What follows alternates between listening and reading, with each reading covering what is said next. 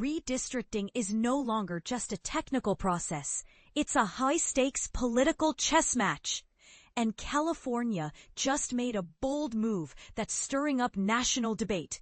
In a direct response to Texas Republicans redrawing their congressional map to secure 5 additional seats for the GOP, reportedly at the urging of former President Donald Trump, California Democrats have unveiled their own redistricting plan aimed at gaining 5 seats in the U.S. House.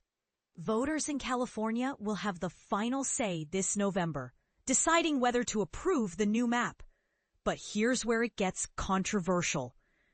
The California legislature passed the redistricting bill largely along party lines, and Governor Gavin Newsom wasted no time signing it into law.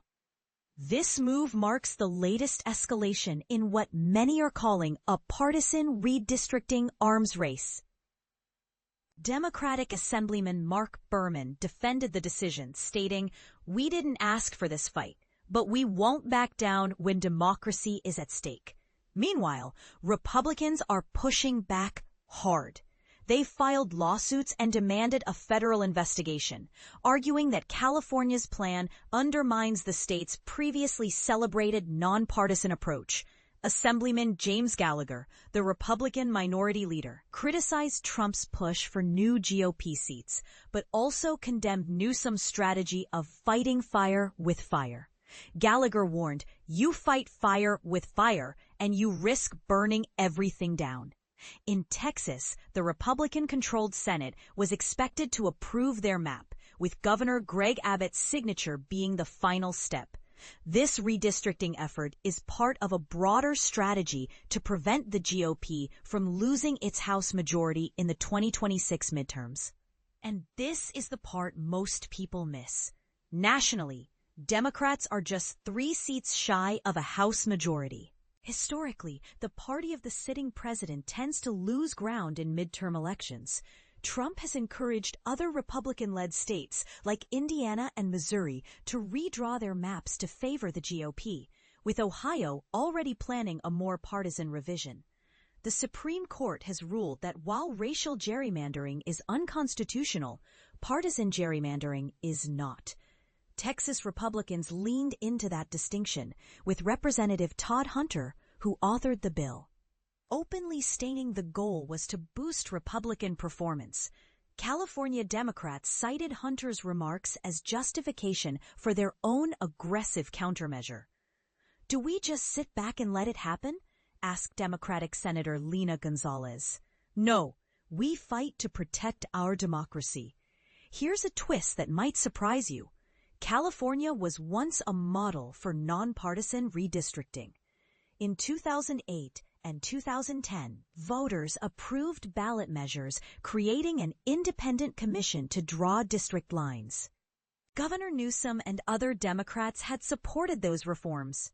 But now, faced with what they see as a Republican power grab, they're shifting tactics.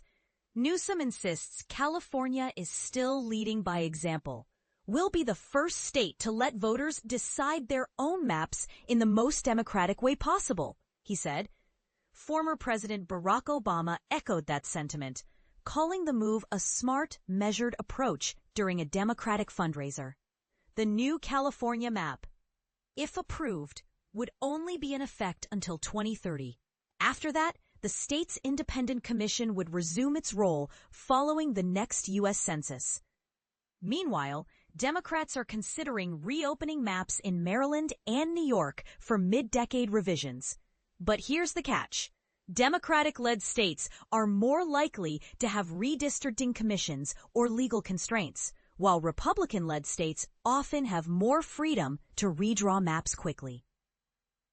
For instance, New York can't revise its map until 2028, and only with voter approval.